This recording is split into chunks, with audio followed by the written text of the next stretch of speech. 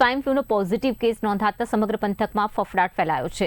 25 વર્ષીય યુવકનો test positive આવતા તેને વધુ સારવાર માટે વડોદરાની ગોત્રી જનરલ હોસ્પિટલમાં ખસેડવામાં આવ્યો છે। આરોગ્ય વિભાગે અસરગ્રસ્ત વિસ્તારમાં સર્વેલન્સ વધારીને 50 શંકાસ્પદ સેમ્પલ લીધા હતા, જે તમામના રિપોર્ટ નેગેટિવ આવ્યા છે।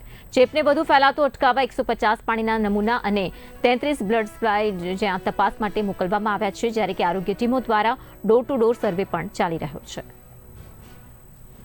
એકચ્યુઅલી દિલ્હી, બેંગ્લોર અને કલકત્તામાં જે સ્વાઇન ફ્લૂના પેશન્ટ વધારે છે એના સંદર્ભમાં અત્રેના જે હેલ્થ મિનિસ્ટર છે એમણે તાત્કાલિક વિડીયો કોન્ફરન્સ બોલાવી હતી અને એમણે પ્રિકોશન માટે તૈયારી રાખવાની કહી હતી। આપણા ગુજરાતમાં તો વધારે પેશન્ટ નથી, પણ તેમ છતાં પણ આપણી તો તૈયારી બધી બાબતમાં છે।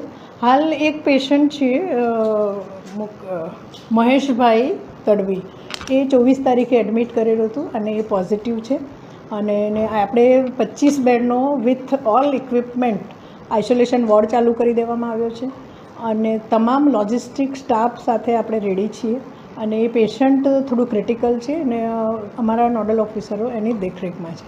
બીજા 2 પેશન્ટ છે, એક પેશન્ટ મુસ્કાન એ અહીંથી રજા લઈને ગયો છે, બીજું એક પેશન્ટ છે એ સસ્પેક્ટેડ છે।